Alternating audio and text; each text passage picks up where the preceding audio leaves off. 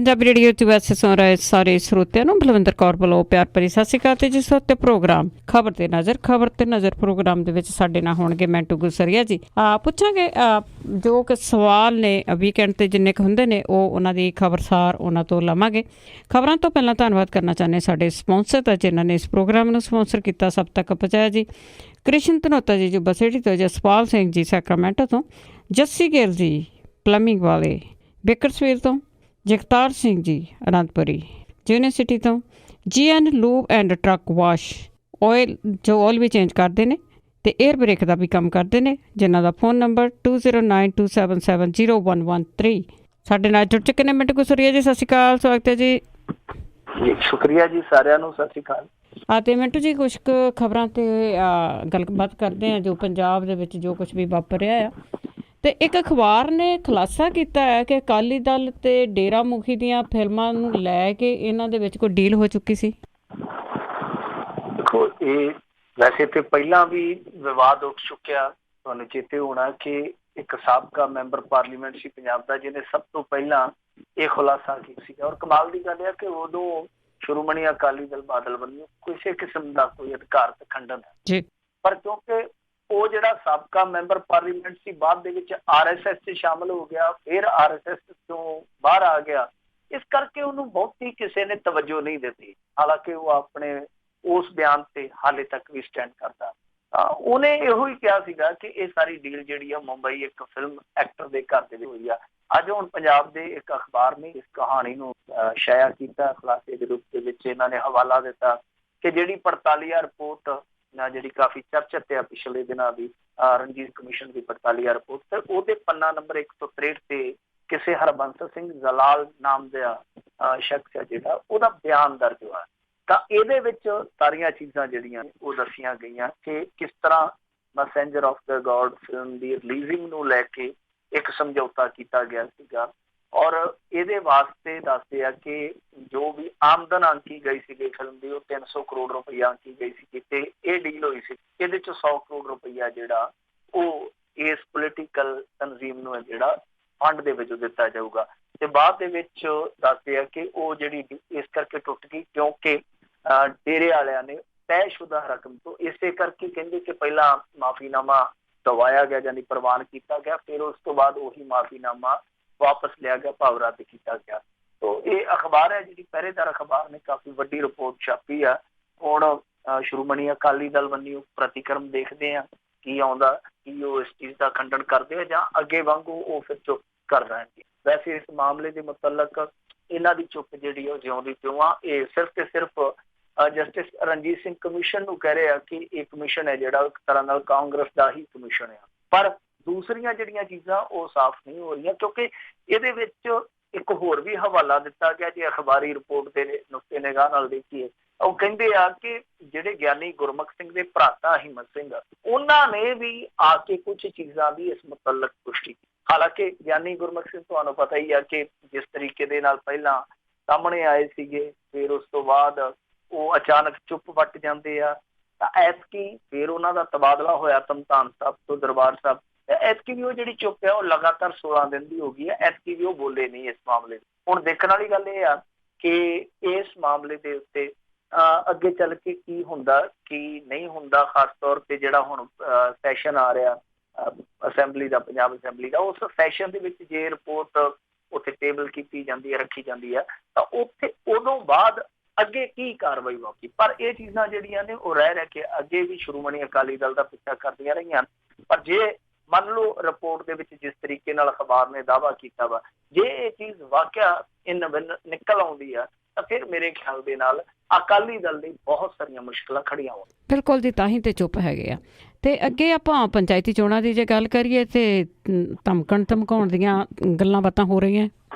ਦੇਖੋ, ਸਭ ਕੁਛ ਪਹਿਲਾਂ ਸੂਚ ਸੀਗਾ। ਜਦੋਂ ਭਾਰਤ ਆਜ਼ਾਦ ਹੋਇਆ, ਲੋਕ ਹੁਕਮਰਾਨਾਂ ਨੂੰ ਜਾਂ ਸਿਆਸਤਦਾਨਾਂ ਨੂੰ ਰੱਬੀ ਰੂਹ ਸਮਝਦੇ ਸਨ, ਬੜਾ ਸਤਿਕਾਰ ਕਰਿਆ ਕਰਦੇ ਸੀਗੇ। ਪਰ ਇਹ ਰੱਬੀ ਰੂਹਾਂ ਨੇ ਫਿਰ ਮੁੜ ਕੇ ਅੰਦਰਲੀਆਂ ਰੂਹਾਂ ਦਿਖਾਉਣੀਆਂ ਸ਼ੁਰੂ ਕਰ ਦਿੱਤੀਆਂ ਔਰ ਚੋਣਾਂ ਜਿੱਤਣ ਲਈ ਹਰਬੇ ਵਰਤੇ ਜਾਣ ਲੱਗੇ, ਪੈਸੇ ਲਾਏ ਜਾਣ ਲੱਗੇ, ਫਿਰ ਬਦਮਾਸ਼ ਲਿਆਂਦੇ। ਔਰ ਜਦੋਂ ਬਦਮਾਸ਼ਾਂ ਨੇ ਵੇਖਿਆ ਕਿ ਤੇ ਖੇਡ ਹੀ ਬੜੀ ਨਿਰਾਲੀ ਔਰ ਬੜੀ ਸੂਤ ਹੈ, ਅਸੀਂ ਇਹਨਾਂ ਲਈ ਕੰਮ ਕਰਦੇ ਪਏ, ਫਿਰ ਬਦਮਾਸ਼ਾਂ ਨੇ ਆਪ ਹੀ ਆ ਕੇ ਵੋਟਾਂ ਜਿਹੜੀਆਂ ਉਹ ਲੈਣੀਆਂ ਸ਼ੁਰੂ, ਨੋਟਾਂ ਨਾਲ ਵੀ ਤੇ ਕਈ ਵਾਰ ਡਾਂਗ ਨਾਲ ਵੀ ਲੈ। ਸੋ ਫਿਰ ਇੱਥੇ ਹੋ ਗਿਆ ਅਪਰਾਧੀਕਰਨ, ਜਿਹਨੂੰ ਆਪਾਂ ਸਿਆਸਤ ਦਾ ਅਪਰਾਧੀਕਰਨ, ਕ੍ਰਿਮੀਨਲਾਈਜ਼, ਜਿਹਨੂੰ ਆਪਾਂ ਕਹਿ ਦਿੰਦੇ ਹਾਂ ਕਿ ਇੱਥੋਂ ਦੀ ਪੋਲਿਟਿਕਸ ਦਾ ਪੂਰੀ ਤਰ੍ਹਾਂ ਅਪਰਾਧੀਕਰਨ ਹੋ। ਤਾਂ ਜਦੋਂ ਸਿਆਸਤ ਦਾ ਅਪਰਾਧੀਕਰਨ ਹੋ ਜਾਵੇ, ਫਿਰ ਆ ਜਿਹੜੀਆਂ ਹੇਠਲੀਆਂ ਚੋਣਾਂ ਨੇ ਉਹ ਇਸ ਅਪਰਾਧੀਕਰਨ ਤੋਂ ਮੁਕਤ ਹੋ ਜਾਣਗੀਆਂ। ਇਹ ਮੇਰੇ ਖਿਆਲ ਦੇ ਨਾਲ ਕੋਈ ਸ਼ੁਦਾਈ ਬੰਦਾ ਹੀ ਕਲਪਨਾ ਕਰ ਸਕਦਾ, ਦੂਸਰਾ ਨਹੀਂ। ਤਾਂ ਹੁਣ ਪੰਜਾਬ ਦੇ ਵਿੱਚ ਵੇਖੋ, ਹਾਲੇ ਕਈ ਹਫ਼ਤੇ ਪਏ ਆ ਵੋਟਾਂ ਪੈਣ ਚ, ਪਰ ਉਸ ਤੋਂ ਪਹਿਲਾਂ ਕਾਂਗਰਸੀ ਵਿਧਾਇਕ ਹੈ ਜਿਹੜਾ, ਉਹਦੀ ਇੱਕ ਵੀਡੀਓ ਵਾਇਰਲ ਹੋ ਜਾਂਦੀ ਆ। ਇਸ ਤੋਂ ਪਹਿਲਾਂ ਕਈ ਮਹੀਨੇ ਪਿੱਛੇ ਜੇ ਚਲੇ ਜਾਈਏ, ਇਹਨਾਂ ਦੇ ਹੀ ਦਲ ਦਾ ਇੱਕ ਬੰਦਾ ਜਿਹੜਾ ਕਿ ਅਕਾਲੀ ਦਲ ਚੋਂ ਆਇਆ, ਉਹ ਸ਼ਰੇਆਮ ਕਹਿੰਦਾ ਸੀਗਾ ਕਿ ਤਲਵਾਰਾਂ ਮੈਂ ਦਊਂਗਾ, ਬਸ ਆਪਾਂ ਇਹ ਚੋਣ ਜਿਹੜੀ ਆ ਹਰ ਹੀਲੇ ਹਰ ਵਿੱਚ। ਤਾਂ ਹੁਣ ਇਹ ਚੀਜ਼ਾਂ ਜਿਹੜੇ ਸਿਆਸਤਦਾਨ ਸੀ ਉਹ ਤੇ ਕਹੀ ਜਾਂਦੇ ਸੀਗੇ, ਪਰ ਇੱਕ ਮੱਤੇਵਾਲ ਤੋਂ ਖਬਰ ਆਈ ਆ, ਮਾਝੇ ਦੇ ਵਿੱਚ ਮੱਤੇਵਾਲ ਬਹੁਤ ਮਸ਼ਹੂਰ ਆ, ਉੱਥੋਂ ਖਬਰ ਇਹ ਆਉਣ ਡਈ ਆ ਕਿ ਪਿੰਡ ਦੇ ਵਿੱਚ ਕੋਈ ਲਾਗਲਾ ਪਿੰਡ ਸੀਗਾ, ਉਸ ਪਿੰਡ ਦੇ ਵਿੱਚ ਕੋਈ ਗਰੋਹ ਸੀਗਾ, ਚੰਗੀ ਉਹਦੀ ਭੈਣ ਸੀਗੀ, ਜ਼ਮਾਨਤ ਤੇ ਆਇਆ ਸੀ, ਤਾਂ ਉਹਦੇ ਤੋਂ ਧਮਕੀਆਂ ਦਵਾਈਆਂ ਜਾ ਰਹੀਆਂ, ਜਾਂ ਉਹ ਧਮਕੀਆਂ ਦੇ ਰਿਹਾ ਸੀ ਦੇ ਰੂਪ ਦੇ ਵਿੱਚ ਕਿ ਫਲਾਣਿਆ ਸਿੰਘ ਨੂੰ ਵੋਟ ਨਾ ਪਾਈ ਤੇ ਧਮਕਾਣਾ ਸਿੰਘ ਫਿਰ ਆਪ ਆਪਣਾ ਪੜਿਆ ਵਿਚਾਰ ਲਵੇ। ਤਾਂ ਇੱਥੋਂ ਸੰਕੇਤ ਮਿਲਦਾ ਕਿ ਸਿਆਸਤਦਾਨ ਆਪਣੇ ਪੱਧਰ ਤੇ ਤਿਆਰੀਆਂ ਵੱਟੀ ਬੈਠੇ ਆ, ਹੇਠਲੇ ਪੱਧਰ ਤੇ ਜਿਹੜੇ ਸਿਆਸਤਦਾਨਾਂ ਦੇ ਇਸ ਤਰ੍ਹਾਂ ਦੇ ਚਮਚੇ ਆ, ਹੋ ਸਕਦਾ ਕੱਲ ਨੂੰ ਉਹ ਵੀ ਸਿਆਸਤ ਦੇ ਵਿੱਚ ਬਹੁਤ ਵੱਡਾ ਨਾਂ ਬਣ ਜਾਣ, ਕਿਉਂਕਿ ਇਸੇ ਤਰ੍ਹਾਂ ਹੀ ਤਜਰਬੇ ਖੱਟੇ ਜਾਂਦੇ ਆ ਤੇ ਤਜਰਬੇ ਫਿਰ ਮੁੜ ਕੇ ਸਿਆਸਤ ਦੇ ਵਿੱਚ ਬੜੇ ਬਿਹਤਰੀਨ ਤਰੀਕੇ ਨਾਲ ਕੰਮ ਆਉਂਦੇ ਆ। ਤਾਂ ਇਹੋ ਜਿਹੜੇ ਲੋਕ ਆ ਉਹ ਹੁਣ ਤੋਂ ਹੀ ਐਕਟਿਵ ਹੋ ਗਿਆ। ਤੁਸੀਂ ਆਪ ਅੰਦਾਜ਼ਾ ਲਾ ਲਓ ਕਿ ਜਦੋਂ ਜਦੋਂ ਵੋਟਾਂ ਨੇੜੇ ਨੇੜੇ ਆਉਂਦੀਆਂ ਰਹਿਣਗੀਆਂ, ਖਿਸਕਦੀਆਂ ਰਹਿਣਗੀਆਂ, ਤਾਂ ਉਸ ਸੂਰਤ-ਹਾਲ ਦੇ ਵਿੱਚ ਜਦੋਂ ਬਿਲਕੁਲ ਭਖ ਗਿਆ ਚੋਣ ਅਖਾੜਾ, ਤਾਂ ਉਦੋਂ ਕੀ ਹੋਊਗਾ। ਮੈਨੂੰ ਯਾਦ ਆ ਇੱਕ ਵਾਰੀ ਕੌਂਸਲ ਦੀਆਂ ਚੋਣਾਂ ਸੀਗੀਆਂ ਸ਼ਾਇਦ, ਤਾਂ ਮਾਲਵੇ ਦੇ ਵਿੱਚ ਇੱਕ ਕਸਬੇ ਦਾ ਗੈਂਗਸਟਰ ਜਿਹੜਾ ਸੀਗਾ ਉਹ ਅੰਦਰ ਬੈਠਾ ਸੀ, ਤੇ ਅੰਦਰ ਬੈਠਿਆ ਉਹਨੇ ਫੇਸਬੁੱਕ ਤੇ ਪੋਸਟ ਪਾਈ ਸੀਗੀ ਕਿ ਮੇਰੇ ਘਰ ਦੇ ਫਲਾਣੇ ਵਾਰਡ ਚੋਂ ਖਲੋਤੇ ਆ, ਤੇ ਇਹਨਾਂ ਦੇ ਬਰੋਬਰ ਜੇ ਕਿਸੇ ਨੇ ਖਲੋਣਾ ਤੇ ਉਹ ਫਿਰ ਹਸਪਤਾਲ ਦਾ ਬੈੱਡ ਹੈ ਜਿਹੜਾ ਉਹ ਬੁੱਕ ਕਰਾ ਛੱਡੀ। ਤਾਂ ਕਮਾਲ ਦੀ ਗੱਲ ਆ ਕਿ ਉਸ ਤੋਂ ਬਾਅਦ ਉਹਦੇ ਜਿਹੜੇ ਰਿਲੇਟਿਵ ਸੀਗੇ ਉਹ ਆਸਾਨੀ ਦੇ ਨਾਲ ਚੱਲੇ। ਤਾਂ ਇਹ ਚੀਜ਼ ਜਿਹੜੀ ਆ ਬੜੀ ਖਤਰਨਾਕ ਆ ਕਿ ਸਿਆਸਤਦਾਨ ਆਪਣੇ ਪੱਧਰ ਤੇ ਉਕਸਾ ਰਹੇ ਆ, ਤੇ ਹੇਠਲੇ ਪੱਧਰ ਤੇ ਜਿਹੜੇ ਇਸ ਤਰ੍ਹਾਂ ਦੇ ਬਦਮਾਸ਼ ਆ, ਲਫੰਗੇ ਆ, ਉਹ ਆਪਣੇ ਪੱਧਰ ਤੇ ਲੋਕਾਂ ਨੂੰ ਧਮਕਾ ਰਹੇ ਆ। ਸੋ ਇਹ ਚੋਣਾਂ ਜਿਹੜੀਆਂ ਉਹ ਰਾਜਸੀ ਦਖਲ ਦੇ ਨਾਲ ਤੇ ਭਿੱਜੀਆਂ ਹੋਣਗੀਆਂ। ਹੁਣ ਇਹੋ ਹੀ ਉਮੀਦ ਕੀਤੀ ਜਾ ਰਹੀ ਹੈ ਕਿ ਇਹ ਲਹੂ ਨਾਲ ਰੱਤੀਆਂ ਵੀ ਹੋਣਗੀਆਂ। ਜੀ ਜੀ ਬਿਲਕੁਲ, ਬਿਹਾਰ ਬਣਦਾ ਜਾ ਰਿਹਾ ਜੀ ਪੰਜਾਬ, ਜਿਹੜੇ ਹਿਸਾਬ ਨਾਲ ਤੁਸੀਂ ਖਬਰਾਂ ਦੱਸ ਰਹੇ ਆ। ਤੇ ਅੱਗੇ ਗੱਲ ਕਰਦੇ ਹਾਂ, ਹਰਿਆਣੇ ਦੇ ਵਿੱਚ ਛੇੜਛਾੜ ਤੋਂ ਰੋਕਣ ਤੇ ਇੱਕ ਸਿੱਖ ਪਰਿਵਾਰ ਤੇ ਹਮਲਾ ਹੋਇਆ। ਇਹ ਘਟਨਾ ਜਿਹੜੀ ਉਹ ਹੈ ਤੇ 2-3 ਦਿਨ ਪੁਰਾਣੀ ਆ, ਪਰ ਕਿਉਂਕਿ ਇਸ ਤਰ੍ਹਾਂ ਜਿਹੜੀਆਂ ਬਾਹਰਲੀਆਂ ਪ੍ਰਦੇਸ਼ਿਕ ਖਬਰਾਂ ਹੁੰਦੀਆਂ ਉਹ ਸਾਡੇ ਇੱਥੇ ਕਈ ਵਾਰ ਲੇਟ ਪਹੁੰਚਦੀਆਂ, ਪਰ ਇਸ ਸਮੇਂ ਇਹ ਖਬਰ ਜਿਹੜੀ ਆ ਬੜੀ ਭਖੀ ਬੈਠੀ ਆ, ਕਿਉਂਕਿ ਇਸ ਮਾਮਲੇ ਦੇ ਵਿੱਚ ਹੋਇਆ ਕੀ ਆ ਕਿ ਇੱਕ ਸਿੱਖ ਪਰਿਵਾਰ ਕਿਤੇ ਖਾਣਾ ਖਾਣ ਗਿਆ ਸੀਗਾ ਬਾਹਰ, ਤਾਂ ਜਦੋਂ ਲਿਫਟ ਦੇ ਵਿੱਚ ਉਤਰ ਕੇ ਥੱਲੇ ਆ ਰਹੇ ਸੀਗੇ ਤਾਂ ਨਾਲ ਦੀ ਲਿਫਟ ਦੇ ਵਿੱਚ ਕੁਝ ਲਫੰਗੇ ਸੀਗੇ ਤੇ ਉਹਨਾਂ ਨੇ ਕੋਈ ਟੌਂਟਬਾਜ਼ੀ ਕੀਤੀ। ਉੱਥੋਂ ਫਿਰ ਤਕਰਾਰ ਵਧੀ।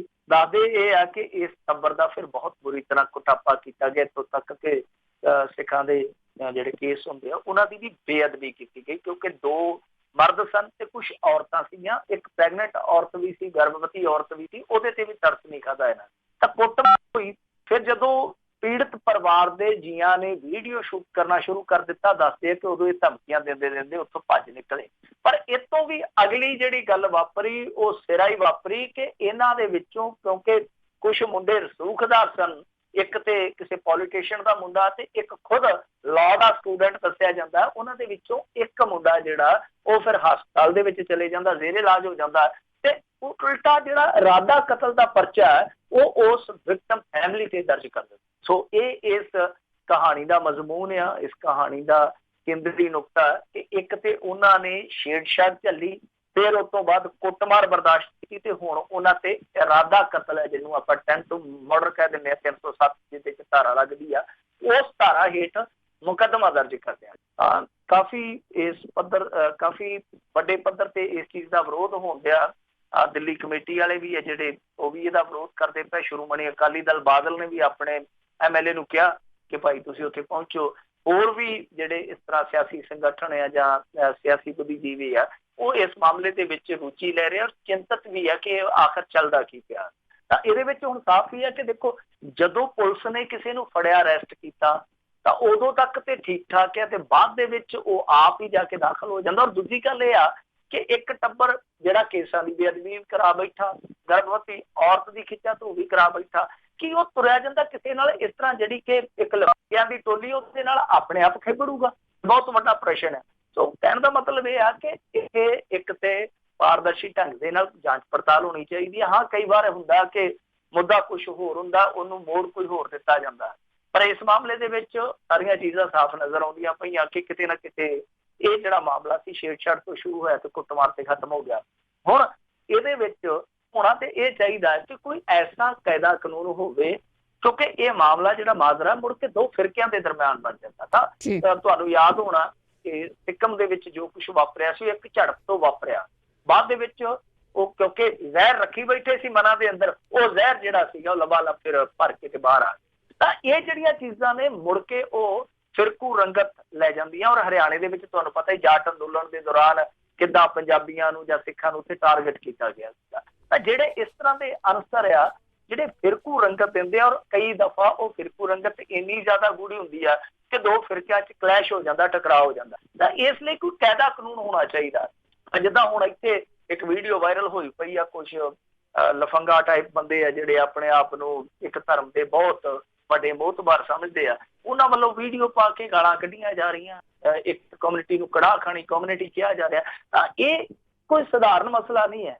ਇਹ ਤੇ ਆਪਾਂ ਕਹਿ ਸਕਦੇ ਕਿ ਹਰੇਕ ਬੰਦੇ ਦਾ ਵਿਅਕਤੀਗਤ ਫੈਸਲਾ, ਉਹਨੇ ਕ੍ਰਾਈਮ ਕਰਨਾ ਜਾਂ ਪੁੰਨ ਪਾਪ ਕਰਨਾ ਉਹ ਉਹਦਾ ਵਿਅਕਤੀਗਤ ਫੈਸਲਾ, ਪਰ ਇਹ ਚੀਜ਼ਾਂ ਜਿਹੜੀਆਂ ਉਹ ਅੱਗੇ ਜਾ ਕੇ ਫਿਰਕਿਆਂ ਦੇ ਵਿੱਚ ਕਿਤੇ ਨਾ ਕਿਤੇ ਖਿਚਾਅ, ਕਿਤੇ ਨਾ ਕਿਤੇ ਟਕਰਾਅ ਪੈਦਾ ਕਰ ਦਿੰਦੀ ਆ। ਤਾਂ ਕੋਈ ਕਾਇਦਾ ਕਾਨੂੰਨ ਇਸ ਤਰ੍ਹਾਂ ਦਾ ਹੋਣਾ ਚਾਹੀਦਾ ਕਿ ਇਹਨਾਂ ਚੀਜ਼ਾਂ ਨੂੰ ਇਸੇ ਲਿਹਾਜ਼ ਨਾਲ ਲਿਆ ਜਾਵੇ ਕਿ ਕੱਲ ਨੂੰ ਵੱਡੀ ਮਾਰਕਟ ਵੀ ਹੋ ਸਕਦੀ ਨਾ ਛੋਟੀਆਂ ਛੋਟੀਆਂ ਘਟਨਾਵਾਂ ਤੋਂ। ਬਿਲਕੁਲ ਜੀ, ਕਸਰ ਤਾਂ ਕੋਈ ਨਹੀਂ ਛੱਡਦੇ, ਪਰ ਹਜੇ ਮੋਰ ਲਈ ਸ਼ਾਂਤ ਆ ਥੋੜੇ ਜਿਹੇ। ਤੇ ਅੱਗੇ ਗੱਲ ਕਰਦੇ ਆ ਝੂਠੇ ਪੁਲਿਸ ਮੁਕਾਬਲਿਆਂ ਦੇ ਦੋਸ਼ੀਆਂ ਨੂੰ ਬਹੁਤ ਵੱਡੀਆਂ ਵੱਡੀਆਂ ਰਾਹਤਾਂ ਮਿਲ ਰਹੀਆਂ ਨੇ। ਦੇਖੋ, ਇਹ ਇੱਕ ਬੜੀ ਵੱਡੀ ਤਰਾਸਦੀ ਆ। ਅਸੀਂ ਕਹਿ ਦਿੰਦੇ ਆ ਕਿ ਦਿੱਲੀ ਸਿੱਖ ਕਤਲੇਆਮ ਦਾ ਇਨਸਾਫ ਨਹੀਂ ਹੋਇਆ, ਪਰ ਜਿਹੜੇ ਚੁੱਕ ਚੁੱਕ ਕੇ ਮੁੰਡੇ ਮਾਰੇ ਗਏ ਉਹਨਾਂ ਦਾ ਇਨਸਾਫ ਵੀ ਕਿੱਥੋਂ ਹੋਇਆ। ਔਰ ਕਮਾਲ ਦੀ ਗੱਲ ਤੇ ਇਹ ਆ ਕਿ ਜਿਨ੍ਹਾਂ ਦੇ ਵਿੱਚ ਕੋਈ ਮਾੜਾ ਮੋਟਾ ਹੋਇਆ ਵੀ, ਉਹ ਵੀ ਇਨਸਾਫ ਪਹਿਲਾਂ ਦੇ ਕੇ ਤੇ ਮੁੜ ਕੇ ਖੋਇਆ ਜਾ ਰਿਹਾ। ਸੋ ਇਹ ਪੱਖ ਨਹੀਂ ਕੁਛ ਇਹੋ ਜਿਹੀਆਂ ਕਹਾਣੀਆਂ ਦੇ। ਇੱਕੋ ਦਿਨ ਦੇ ਵਿੱਚ ਪੰਜਾਬ ਦੇ ਅੰਦਰੋਂ ਦੋ ਕਹਾਣੀਆਂ ਨਿਕਲੀਆਂ। ਪਹਿਲੀ ਤੇ ਇਹ ਆ ਕਿ ਨਕੋਦਰ ਦੇ ਵਿੱਚ ਜਿਹੜਾ ਗੋਲੀकांड ਹੋਇਆ ਸੀਗਾ, ਜਿਹਦੇ ਵਿੱਚ 4 ਨੌਜਵਾਨ ਜਿਹੜੇ ਸੀਗੇ ਉਹ ਸ਼ਹਾਦਤ ਪ੍ਰਾਪਤ ਕਰ ਗਏ ਸੀਗੇ, ਕਿਉਂਕਿ ਉਸ ਸਮੇਂ ਵੀ ਬੇਅਦਬੀ ਹੋਈ ਸੀਗੀ। ਯਾਦ ਹੋਣਾ ਜਿਹੜੇ ਕਾਫੀ ਵਡੇਰੀ ਉਮਰ ਦੇ ਆ ਉਹ ਚੰਗੀ ਤਰ੍ਹਾਂ ਜਾਣਦੇ ਹੋਣੇ ਕਿ ਉਸ ਸਮੇਂ 1986 ਦਾ ਸਮਾਂ ਸੀਗਾ, ਤਾਂ ਉੱਥੇ ਬੇਅਦਬੀ ਵਾਪਰੀ ਸੀਗੀ ਤੇ ਸਿੱਧੇ ਤੌਰ ਤੇ ਇੱਕ ਕੱਟੜ ਸੰਗਠਨ ਤੇ ਸਵਾਲ ਉੱਠੇ ਸੀਗੇ ਕਿ ਇਹਨਾਂ ਨੇ ਬੇਅਦਬੀ ਕੀਤੀ ਹੈ। ਇੱਕ ਸ਼ਿਵ ਸੈਨਾ ਦਾ ਕੋਈ ਆਗੂ ਸੀਗਾ, ਉਹਦੇ ਤੇ ਕਾਫੀ ਸ਼ੱਕ ਜ਼ਾਹਰ ਕੀਤਾ ਗਿਆ ਸੀ। ਤਾਂ ਜਦੋਂ ਗ੍ਰਿਫਤਾਰੀਆਂ ਨਹੀਂ ਹੋਈਆਂ ਤਾਂ ਫਿਰ 1 ਮਹੀਨੇ ਦੇ ਵਕਫੇ ਬਾਅਦ ਕੋਈ ਰੋਸ ਮਾਰਚ ਕੀਤਾ ਜਾ ਰਿਹਾ ਸੀਗਾ ਗੁਰਦੁਆਰੇ ਤੋਂ ਥਾਣੇ ਤੱਕ। ਤਾਂ ਰਸਤੇ ਦੇ ਵਿੱਚ ਪੁਲਿਸ ਨੇ ਅਚਨਚੇਤ ਕਰਫਿਊ ਲਾ ਕੇ ਬਿਨਾਂ ਕੋਈ ਸੂਚਨਾ ਦਿੱਤਿਆਂ, ਚੇਤਾਵਨੀ ਦਿੱਤਿਆਂ ਗੋਲੀ ਚਲਾ ਦਿੱਤੀ। ਇਹਦੇ 'ਚ ਇੱਕ ਹਰਵਿੰਦਰ ਸਿੰਘ ਨਾਂ ਦਾ ਮੁੰਡਾ ਜਿਹੜਾ ਉਹ ਥਾਂ ਹੀ ਮਰ ਗਿਆ ਸੀਗਾ। 2-3 ਮੁੰਡੇ ਜਿਹੜੇ ਨਾਲ ਮਰੇ ਆ ਉਹ ਉੱਥੋਂ ਮੌਕੇ ਤੋਂ ਭੱਜ ਗਏ ਸੀ। 2 ਨੂੰ ਖੇਤਾਂ 'ਚ ਜਾ ਕੇ ਗੋਲੀਆਂ ਮਾਰੀਆਂ ਗਈਆਂ। ਇੱਕ ਦੱਸਦੇ ਆ ਕਿ ਆਰੇ 'ਚ ਜਾ ਕੇ ਲੁਕ ਗਿਆ ਸੀ, ਉੱਥੇ ਫੜ ਕੇ ਉਹਦੇ ਮੂੰਹ 'ਚ ਗੋਲੀ ਮਾਰੀ ਗਈ ਤੇ ਫਿਰ ਵੀ ਉਹ ਸਹਿਕਦਾ ਸੀ। ਹਸਪਤਾਲ 'ਚ ਲੈ ਗਏ। ਹਸਪਤਾਲ ਦੇ ਵਿੱਚ ਉਹਨੂੰ ਜਦੋਂ ਇਲਾਜ ਦੇਣ ਤੋਂ ਬਾਅਦ ਰੈਫਰ ਕੀਤਾ ਗਿਆ ਤੇ ਰਸਤੇ ਦੇ ਵਿੱਚ ਫਿਰ ਗੋਲੀਆਂ ਮਾਰੀਆਂ। ਯਾਨੀ ਇਸ ਤਰ੍ਹਾਂ 4 ਨੌਜਵਾਨ ਜਿਹੜੇ ਆ ਉਹ ਉਸ ਸਮੇਂ ਕਤਲ ਕੀਤੇ ਗਏ ਸੀ। ਟ੍ਰਿਬਿਊਨ ਦੀ ਅੱਜ ਮੇਨ ਖਬਰ ਆ। ਤਾਂ ਉਹਦੇ ਵਿੱਚ ਹੋਇਆ ਕੀ ਆ ਕਿ ਇੱਕ ਪਿਤਾ ਜਿਹਦਾ ਕਿ ਮੁੰਡਾ ਇਸ ਗੋਲੀकांड ਦੇ ਵਿੱਚ ਗਵਾਚ ਗਿਆ ਸੀ, ਜਾਂ ਕਹਿ ਲਈਏ ਕਿ ਕਤਲ ਕਰ ਦਿੱਤਾ ਗਿਆ ਜਾਂ ਸ਼ਹੀਦ ਹੋ ਗਿਆ, ਤਾਂ ਉਹਨੇ ਇੱਕ RTI ਲਾਈ। RTI ਲਾ ਕੇ ਪੁੱਛਿਆ ਕਿ ਇਸ ਗੋਲੀकांड ਦੇ ਸੰਦਰਭ ਦੇ ਵਿੱਚ ਆ ਜਾਣਕਾਰੀਆਂ ਦਿਓ। ਤਾਂ ਉਹ ਕਹਿੰਦੇ ਆ ਜਵਾਬ ਦੇ ਵਿੱਚ ਪੁਲਿਸ ਵਾਲੇ ਕਿ ਅਜਿਹਾ ਕੋਈ ਗੋਲੀकांड ਆ ਜਿਹੜਾ ਉਹ ਇਸ ਇਲਾਕੇ 'ਚ ਉਸ ਦਿਨ ਵਾਪਰਿਆ ਹੀ ਨਹੀਂ। ਮਤਲਬ ਕਿ ਇਸ ਤਰ੍ਹਾਂ ਦੀ ਤੇ ਕੋਈ ਗੋਲੀ ਚੱਲੀ ਨਹੀਂ ਉਸ ਦਿਨ। ਹਾਲਾਂਕਿ ਦੱਸਦੇ ਆ ਕਿ ਉਸ ਸਮੇਂ ਸੁਰਜੀਤ ਸਿੰਘ ਬਰਨਾਲਾ ਜਾਂ ਜਿਹੜੇ ਹੋਰ ਇਸ ਤਰ੍ਹਾਂ ਅਕਾਲੀ ਆਗੂ ਸੀਗੇ, ਉਹਨਾਂ ਨੇ ਜਾ ਕੇ ਉਦੋਂ ਦੁੱਖ ਵੀ ਪ੍ਰਗਟਾਇਆ ਸੀਗਾ, ਅਫਸੋਸ ਵੀ ਜਤਾਇਆ ਸੀਗਾ। ਇੱਥੋਂ ਤੱਕ ਇਸ ਰੋਸ ਮਾਰਚ ਦੀ ਅਗਵਾਈ ਜਿਹੜੀ ਉਹ ਬਹੁਤ ਵੱਡੇ ਅਕਾਲੀ ਆਗੂ ਸਰਦਾਰ ਕੁਲਦੀਪ ਸਿੰਘ ਵਡਾਲਾ ਜੀ ਉਸ ਸਮੇਂ ਕਰਦੇ ਪਏ ਸਨ, ਜਿਨ੍ਹਾਂ ਦੇ ਸਪੁੱਤਰ ਹੁਣ ਵੀ ਮੇਰੇ ਖਿਆਲ ਦੇ ਨਾਲ ਉਹ MLA ਨੇ। ਤੇ ਉਹਨਾਂ ਨੇ ਤੇ ਵੈਸੇ ਐਲਾਨ ਵੀ ਕਰ ਦਿੱਤਾ ਉਹਨਾਂ ਦੇ ਸਪੁੱਤਰ ਵਡਾਲਾ ਸਾਹਿਬ ਦੇ ਨੇ ਕਿ ਅਸੀਂ ਇਸ ਮਾਮਲੇ ਦੇ ਵਿੱਚ ਸਵਾਲ ਹੈ ਜਿਹੜਾ ਉਹ ਅਸੈਂਬਲੀ 'ਚ ਨੋਟ ਕਰਵਾ ਦਿੱਤਾ, ਅਸੀਂ ਇਹਨਾਂ ਨੂੰ ਸਵਾਲ ਵੀ ਕਰਾਂਗੇ। ਤੇ ਤੁਸੀਂ ਆਪ ਹੀ ਅੰਦਾਜ਼ਾ ਲਾ ਲਓ ਕਿ ਪੁਲਿਸ ਜਿਹੜੀ ਆ ਉਹ 4 ਬੰਦਿਆਂ ਦੇ ਕਤਲ ਨੂੰ ਲੁਕਾਉਣ ਵਾਸਤੇ ਉਸ ਗੋਲੀकांड ਨੂੰ ਹੀ मनफी कर रही है, जिस गोलीकांड दे विच 4 जिंदगियां ही खत्म नहीं होईयां, 4 घर पता नहीं उन्हां दे नाल जुड़ियां किन्नियां जिंदगियां खज्जल खुआर हुण तक हो रहीआं। तां दूसरी कहानी जिहड़ी आ ਉਹ ਬਠਿੰਡੇ ਦੇ ਵਿੱਚੋਂ ਨਿਕਲੀ ਆ। ਉੱਥੇ ਦੱਸਦੇ ਆ ਕਿ ਇਸੇ ਤਰ੍ਹਾਂ ਹੀ 1992 ਦੇ ਵਿੱਚ ਮੁੰਡਾ ਚੁੱਕਿਆ ਸੀ, ਹਾਲਾਂਕਿ ਉਹ ਸਰਕਾਰੀ ਨੌਕਰੀ ਤੇ ਸੀਗਾ, ਫਾਇਰਮੈਨ ਸੀਗਾ, ਉਹਨੂੰ ਚੁੱਕ ਕੇ ਖਪਾ ਦਿੱਤਾ ਗਿਆ।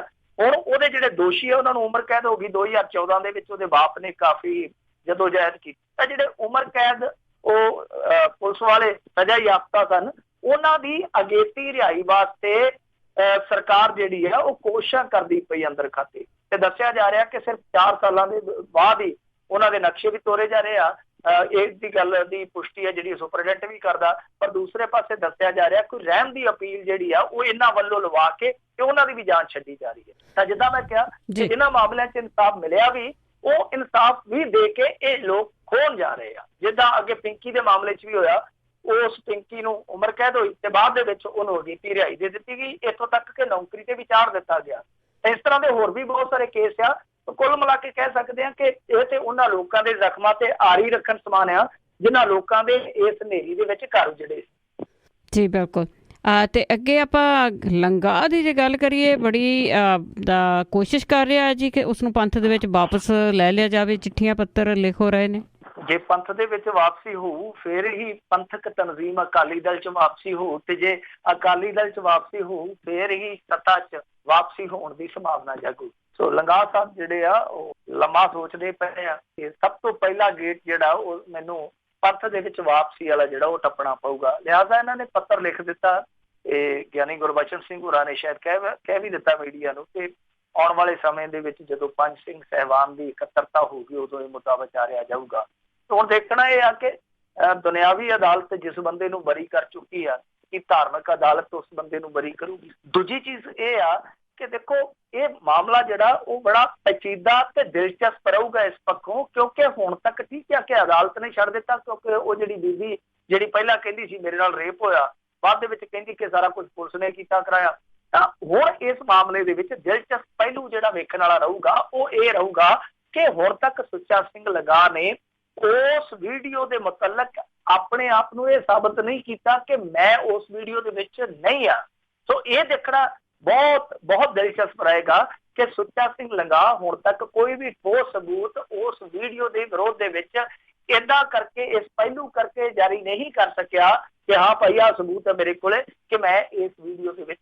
ਤੇ ਜਦੋਂ ਤੱਕ ਇਹ ਚੀਜ਼ ਸਾਬਤ ਨਹੀਂ ਹੁੰਦੀ ਕਿ ਉਸ ਵੀਡੀਓ ਦੇ ਵਿੱਚ ਨਹੀਂ ਹੈ ਤਾਂ ਫਿਰ ਉਦੋਂ ਤੱਕ ਅਕਾਲ ਤਖਤ ਨੇ ਜਿੱਦਾਂ ਅੱਗੇ ਮੰਨਿਆ ਦੋਸ਼ੀ, ਤਾਂ ਫਿਰ ਉਹ ਅਕਾਲ ਤਖਤ ਤੋਂ ਇਸ ਦੋਸ਼ ਤੋਂ ਕਿੱਦਾਂ ਮੁਕਤੀ ਪਾਊਗਾ, ਇਹ ਬਹੁਤ ਵੱਡਾ ਸਵਾਲ ਆ। ਤੇ ਜੇ ਇਹ ਉਸ ਤਰ੍ਹਾਂ ਸਾਬਤ ਨਹੀਂ ਕਰ ਸਕਦਾ ਕਿ ਮੈਂ ਵੀਡੀਓ ਦੇ ਵਿੱਚ ਨਹੀਂ ਆ, ਤਾਂ ਉਸ ਸੂਰਤ ਦੇ ਵਿੱਚ ਗਿਆਨੀ ਗੁਰਬਚਨ ਸਿੰਘ ਜਾਂ ਬਾਕੀ ਦੂਸਰੇ ਸਿੰਘ ਸਾਹਿਬਾਨ ਉਹ ਕਿਸ ਤਰ੍ਹਾਂ ਫੈਸਲਾ ਲੈਣਗੇ, ਵੈਸੇ ਦੇਖਣ ਵਾਲੀ ਗੱਲ ਹੋਊਗੀ। ਪਰ ਇੱਕ ਚੀਜ਼ ਜਿਹੜੀ ਆ ਉਹ ਥੋੜੇ ਦਿਨ ਪਹਿਲਾਂ ਅਸੀਂ ਦੇਖੀ ਵੀ ਆ, ਪੜ੍ਹੀ ਵੀ ਅਖਬਾਰਾਂ ਦੇ ਵਿੱਚ ਕਿ ਇੱਕ ਬਿਆਨ ਆਇਆ ਸੀਗਾ, ਤਾਂ ਉਸ ਬਿਆਨ ਦੇ ਵਿੱਚ ਜਥੇਦਾਰ ਸਾਹਿਬ ਨੇ ਕਿਹਾ ਸੀਗਾ ਕਿ ਜਿਹੜੇ ਪੁਰਾਣੇ ਇਸ ਤਰ੍ਹਾਂ ਦੇ ਬਹੁਤ ਮਾਮਲੇ ਆ ਜਿਨ੍ਹਾਂ ਦੇ ਵਿੱਚ ਪੰਥ ਚੋਂ ਛੇਕਿਆ ਗਿਆ ਕੁਝ ਲੋਕਾਂ ਨੂੰ, ਤੇ ਉਹਨਾਂ ਦੀ ਹੁਣ ਵਾਪਸੀ ਹੈ ਜਿਹੜੀ ਉਹ ਕਰਵਾਈ ਜਾ ਸਕਦੀ। ਤਾਂ ਉਸ ਬਿਆਨ ਨੂੰ ਵੀ ਇਸੇ ਸੰਦਰਭ ਨਾਲ ਜੋੜਿਆ ਜਾ ਰਿਹਾ ਸੀ, ਇਸੇ ਪਰਪੇਖ ਨਾਲ ਜੋੜਿਆ ਜਾ ਰਿਹਾ ਸੀਗਾ ਕਿ ਜਿੱਦਾਂ ਇੱਕ ਚੱਡਾ ਸਾਹਿਬ ਹੈ ਬੜੇ ਮਸ਼ਹੂਰ ਹੋਏ ਆ, ਦੂਸਰੇ ਜਿਹੜੇ ਲੰਗਾ ਸਾਹਿਬ ਆ ਗਿਆ, ਕਿ ਇਹਨਾਂ ਦੀ ਵਾਪਸੀ ਹੈ ਜਿਹੜੀ ਉਹ ਜਿਹੜੀ ਥੋਕ ਦੇ ਵਿੱਚ ਪੰਥ ਵਾਪਸੀ ਕਰਵਾਈ ਜਾ ਸਕਦੀ ਹੈ, ਪੰਥਕ ਵਾਪਸੀ ਹੋ ਸਕਦੀ ਹੈ। ਤਾਂ ਉਸ ਥੋਕ ਦੀ ਵਾਪਸੀ ਦੇ ਵਿੱਚ ਇਹ ਦੋ ਨਾਂ ਆ ਜਿਹੜੇ ਚਰਚਿਤ ਨਾਂ, ਹੋ ਸਕਦਾ ਕਿ ਇਹਨਾਂ ਨੂੰ ਵੀ ਉਸ ਵਹੀਲ ਦੇ ਵਿੱਚ ਨਾਲ ਲਾ ਕੇ ਟਪਾ ਦਿੱਤਾ ਜਾਵੇ। ਜੀ ਵੈਸੇ ਸ਼ਰਮ ਦੀ ਗੱਲ ਹੋਊਗੀ ਕਿ ਜੇ ਉਸ ਨੂੰ ਵਾਪਸ ਲੈ ਲਿਆ ਗਿਆ ਤੇ ਅੱਗੇ ਆਪਾਂ ਗੱਲ ਕਰਦੇ ਜੀ ਕੇਜਰੀਵਾਲ ਤੇ ਸਸੋਦੀਆ ਦੀ, ਉਹ ਪੰਜਾਬ ਆ ਰਹੇ ਆ। ਦੇਖੋ ਉਹ ਆ ਰਹੇ ਇਸ ਕਰਕੇ ਕਿਉਂਕਿ ਬੀਤੇ ਦਿਨ ਹੀ ਇਹਨਾਂ ਦੇ ਇੱਕ ਵਿਧਾਇਕ ਕੁਲਵੰਤ ਸਿੰਘ ਪੰਡੋਰੀ ਜੀ ਦੇ ਫਾਦਰ ਸਾਹਿਬ ਚਲਾਣਾ ਕਰ ਗਏ ਸੀਗੇ, ਤਾਂ ਉਹਨਾਂ ਦੇ ਭੋਗ ਦੀ ਰਸਮ ਦੇ ਵਿੱਚ ਉਹ ਇੱਥੇ ਸ਼ਿਰਕਤ ਕਰਨਗੇ। ਪਰ ਕੁਝ ਲੋਕ ਕਹਿੰਦੇ ਆ ਕਿ ਉਹ ਇਸ ਮੌਕੇ ਤੇ ਕਿਉਂਕਿ ਸੋਗਮਈ ਮੌਕਾ, ਵਿਰਾਗਮਈ ਮੌਕਾ, ਇਸ ਮੌਕੇ ਤੇ ਕੋਈ ਰਾਜਨੀਤਿਕ ਗੱਲ ਨਹੀਂ ਕਰੂਗੇ। ਪਰ ਕੁਝ ਸੂਤਰ ਇਹ ਗੱਲ ਕਹਿੰਦੇ ਆ ਕਿ ਇਸ ਤੋਂ ਬਾਅਦ ਜਦੋਂ ਉਹ ਰਸਮ 'ਚ ਭਾਗ ਲੈ ਲੈਣਗੇ, ਅੰਤਮ ਅਰਦਾਸ ਹੋਈ, ਤਾਂ ਉਸ ਤੋਂ ਬਾਅਦ ਪੰਜਾਬ ਦੀ ਲੀਡਰਸ਼ਿਪ ਦੇ ਨਾਲ ਜਾਂ ਪੰਜਾਬ ਦੀ ਇਕਾਈ ਦੇ ਨਾਲ ਉਹ ਗੱਲਬਾਤ ਕਰੂਗੇ। ਤੇ ਜੇ ਮੰਨ ਲਓ ਗੱਲਬਾਤ ਹੁੰਦੀ ਆ, ਉਸ ਗੱਲਬਾਤ ਦੇ ਵਿੱਚ ਕੀ ਇਹ ਜਿਹੜੇ ਖੱਪੇ ਵਧੇ, ਇਹਨਾਂ ਦੇ ਪਾੜੇ ਵਧੇ ਆ, ਉਹ ਮਿਟਾਏ ਜਾਣਗੇ, ਜਾਂ ਕੋਈ ਨਵੀਂ ਰਣਨੀਤੀ ਤੈਅ ਕਰਕੇ ਖਹਿਰਾ ਗਰੁੱਪ ਹੈ ਜਿਹੜਾ ਉਹਨੂੰ ਹੋਰ ਵੀ ਦੂਰ ਕਰ ਦਿੱਤਾ ਜਾਊਗਾ, ਜਾਂ ਕਹਿ ਲਈਏ ਕਿ ਉਹਨੂੰ ਹੋਰ ਵੀ ਸ਼ਕਤੀਹੀਨ ਕਰਨ ਦਾ ਜਿਹੜਾ ਉਹ ਯਤਨ ਕੀਤਾ ਜਾਊਗਾ। ਸੋ ਸਾਰੀਆਂ ਚੀਜ਼ਾਂ ਹਾਲ ਫਿਲਹਾਲ ਇੱਕ ਤਰ੍ਹਾਂ ਨਾਲ ਕਹਿ ਲਈਏ ਹਾਈਪੋਥੈਟੀਕਲ ਆ, ਪਰ ਜਿਵੇਂ ਜਿਵੇਂ ਇਹ ਚੀਜ਼ਾਂ ਹੁਣ ਕੱਲ ਨੂੰ ਸਾਫ਼ ਹੋਣਗੀਆਂ ਫਿਰ ਪਤਾ ਲੱਗੂਗਾ ਇਹ ਅਸਲ ਦੇ ਵਿੱਚ ਇਹਨਾਂ ਦਾ ਰੁਖ ਕਿਵੇਂ ਰਹਿੰਦਾ। ਕਿਉਂਕਿ ਭਗਵੰਤ ਮਾਨ ਸਾਹਿਬ ਦਾ ਜੇ ਬਿਆਨ ਦੇਖੀਏ ਆਪਾਂ ਕੱਲ ਦਾ, ਉਹਦੇ ਵਿੱਚ ਉਹ ਕਹਿੰਦੇ ਆ ਕਿ ਪਾਰਟੀ ਦੇ ਅੰਦਰ ਜਿਹੜੀ ਇਹ ਦਫਾੜ ਪਈ ਹੋਈ ਆ, ਇਸ ਦਫਾੜ ਨੂੰ ਦੂਰ ਕਰਨ ਵਾਸਤੇ ਅੰਦਰੂਨੀ ਯਤਨ ਕੀਤੇ ਜਾ ਰਹੇ ਆ, ਤੇ ਜੇ ਅੰਦਰੂਨੀ ਯਤਨ ਹੋ ਰਹੇ ਆ, ਜੇ ਮਾਨ ਸਾਹਿਬ ਦੀ ਗੱਲ ਤੇ ਯਕੀਨ ਕਰੀਏ, ਤੇ ਫਿਰ ਉਹ ਯਤਨ ਅਮਲਾਂ ਦੇ ਵਿੱਚ ਵੀ ਲਿਆਂਦੇ ਜਾਣਗੇ। ਉਹ ਕੱਲ ਤੈਅ ਹੋ ਜਾਊਗਾ, ਜਾਂ ਫਿਰ ਉੱਤੋਂ ਫਾਰਮੈਲਿਟੀ ਕਰੀ ਜਾਂਦੇ ਆ ਸਾਰੇ, ਅਸਲ ਦੇ ਵਿੱਚ ਇਹਨਾਂ ਨੇ ਅਲੈਹਦਗੀ ਪ੍ਰਵਾਨ ਕਰ ਲਈ ਆ। ਇਹ ਚੀਜ਼ ਇਸ ਮਾਮਲੇ ਦੇ ਵਿੱਚ ਕੱਲ ਨੂੰ ਸਾਫ਼ ਹੋਊਗੀ। ਸੋ ਬਹੁਤ ਮਹੱਤਵਪੂਰਨ ਵਿਜ਼ਿਟ ਆ। ਵੈਸੇ ਮਨੀਸ਼ ਸਿਸੋਦੀਆ ਨੇ ਪਹਿਲਾਂ ਵੀ ਦੌਰਾ ਰੱਖਿਆ ਸੀਗਾ, ਫਿਰ ਇਹਨਾਂ ਨੇ ਅਚਾਨਕ ਉਹ ਦੌਰਾ ਰੱਦ ਕਰ ਦਿੱਤਾ, ਕਿਉਂਕਿ ਤੁਹਾਨੂੰ ਸਾਰਿਆਂ ਨੂੰ ਪਤਾ ਕਿ ਖਹਿਰੇ ਦੀ ਚੜ੍ਹਤ ਜਿਹੜੀ ਆ ਉਹ ਇਹਨਾਂ ਨੇ ਦੇਖ ਲਈ ਕਿ ਕਿਤੇ ਇਹ ਨਾ ਹੋਵੇ ਕਿ ਲੈਣੇ ਦੇ ਦੇਣੇ ਪੈ ਜਾਣ। ਫਿਰ ਈਸੜੂ ਕਾਨਫਰੰਸ ਵੀ ਇਹਨਾਂ ਨੇ ਇਸੇ ਕਰਕੇ ਹੀ ਰੱਦ ਕੀਤੀ, ਕਿਉਂਕਿ ਇਹਨਾਂ ਨੂੰ ਲੱਗਦਾ ਸੀਗਾ ਕਿ ਦੂਸਰਾ ਧੜਾ ਹਾਲ ਫਿਲਹਾਲ ਭਾਰੀ ਆ। ਤਾਂ ਇਸ ਮਾਹੌਲ ਦੇ ਵਿੱਚ ਜਦੋਂ ਕਿ ਸੈਸ਼ਨ ਸ਼ੁਰੂ ਹੋਣ ਜਾ ਰਿਹਾ 24 ਤੋਂ 28, ਤਾਂ ਜਦੋਂ ਪਹਿਲੀ ਦਫਾ ਇਹਨਾਂ ਦਾ ਵਿਰੋਧੀ ਧਿਰ ਦਾ ਚੁਣਿਆ ਆਗੂ ਹਰਪਾਲ ਸਿੰਘ ਚੀਮਾ ਉੱਥੇ ਜਾ ਕੇ ਪਰਫਾਰਮ ਕਰੂਗਾ, ਤਾਂ ਉਸ ਤੋਂ ਪਹਿਲਾਂ ਇਹ ਜਿਹੜਾ ਦੋ ਬਹੁਤ ਟੌਪ ਦੇ ਲੀਡਰ ਆਮ ਆਦਮੀ ਪਾਰਟੀ ਦੇ, ਇਹਨਾਂ ਦਾ ਇਹ ਦੌਰਾ ਜਿਹੜਾ ਉਹ ਪੰਜਾਬ ਦੀ ਇਕਾਈ ਦੇ ਲਿਹਾਜ਼ ਦੇ ਨਾਲ ਬਹੁਤ ਮਹੱਤਵਪੂਰਨ ਹੈ। ਪਰ ਬਸ਼ਰਤੇ ਹੈ ਕਿ ਇਹ ਲੋਕ ਇੱਥੇ ਕੋਈ ਰਾਜਨੀਤਿਕ ਮੀਟਿੰਗ ਕਰਨ, ਕਿਤੇ ਇਹ ਨਾ ਹੋਵੇ ਕਿ ਆਉਣ ਤੇ ਉੱਥੋਂ ਆ ਕੇ ਚਾਲੇ ਪਾ ਦੇਣ, ਫਿਰ ਆਪਣੇ ਆਪ ਨੂੰ ਵੀ ਬਚਾ ਲੈਣ ਤੇ ਆਪਣੇ ਆਪ ਨੂੰ ਹੁੰਦੇ ਸਵਾਲਾਂ ਤੋਂ ਵੀ ਲਾਂਭੇ ਲੈ ਜਾਣ। ਪਰ ਇਹਦੇ ਵਿੱਚ ਇਹ ਹੋਊਗਾ ਕਿ ਜਿਹੜੀ ਫਿਰ ਇਹਨਾਂ ਦੀ ਦਫਾੜ ਆ ਉਹ ਖਤਮ ਹੋਣ ਦੀ ਜਿਹੜੀ ਉਮੀਦ ਜਾਗੀ ਉਹ ਉਮੀਦ ਕਤਲ ਹੋ ਜੀ। ਬਿਲਕੁਲ ਬਿਲਕੁਲ ਇਹਨਾਂ ਦਾ ਆਪਸ ਵਿੱਚ ਗੱਲਬਾਤ ਤੇ ਹੋਣੀ ਚਾਹੀਦੀ ਹੈ। ਲੋਕਾਂ ਨੇ ਇਹਨਾਂ ਨੂੰ ਕਿਸੇ ਕੰਮ ਲਈ ਚੁਣਿਆ ਸੀਗਾ, ਪਰ ਇਹ ਆਪਾਂ ਆਪਣੀਆਂ ਕੁਰਸੀਆਂ ਲੈ ਕੇ ਬੈਠ ਗਏ ਆ। ਬਹੁਤ ਬਹੁਤ ਧੰਨਵਾਦ ਮਿੰਟੂ ਕੁਸਰੀਆ ਜੀ। ਜੀ ਮਿਹਰਬਾਨੀ, ਥੈਂਕ ਯੂ ਜੀ, ਬਹੁਤ ਬਹੁਤ ਧੰਨਵਾਦ। ਅਤੇ ਸਰੋਤਿਓ, ਇਸੇ ਦੇ ਨਾਲ ਸਾਡੀਆਂ ਅੱਜ ਦੀਆਂ ਖਬਰਾਂ ਇੱਥੇ ਹੀ ਸਮਾਪਤ ਹੋਣ। ਬਲਵਿੰਦਰ ਕੌਰ ਵੱਲੋਂ ਆਪ ਸਭ ਨੂੰ ਹੀ ਪਿਆਰ ਭਰੀ ਸਤਿ ਸ੍ਰੀ ਅਕਾਲ।